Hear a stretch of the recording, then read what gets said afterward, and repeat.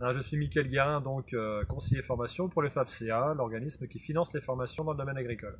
L'école de la vigne, c'est un parcours de 18 mois où on a un découpage de 3 à 4 mois en POEC, c'est-à-dire je suis demandeur d'emploi, je suis une formation professionnelle, pour ensuite enchaîner sur un contrat de professionnalisation qui me donnera accès à un diplôme qui est le certificat de qualification professionnelle d'ouvrier qualifié en exploitation viticole. L'idée de cette formation, c'est de pouvoir mettre en adéquation les besoins des entreprises, besoins d'entreprise, et aussi demandes de terrain, à savoir qu'on va faire des formations dans les entreprises, et non pas en centre de formation. Donc ça se fait dans les entreprises, même si c'est encadré par des spécialistes, des organismes de formation, qui sont là pour donner un couvert pédagogique.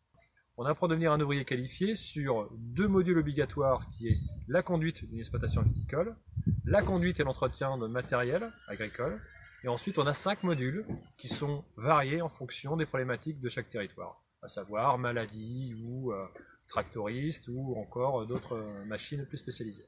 Pôle emploi, tout passe par Pôle emploi parce que c'est Pôle emploi qui va faire une info collective, annoncer aux demandeurs d'emploi où se passe ce type de séance.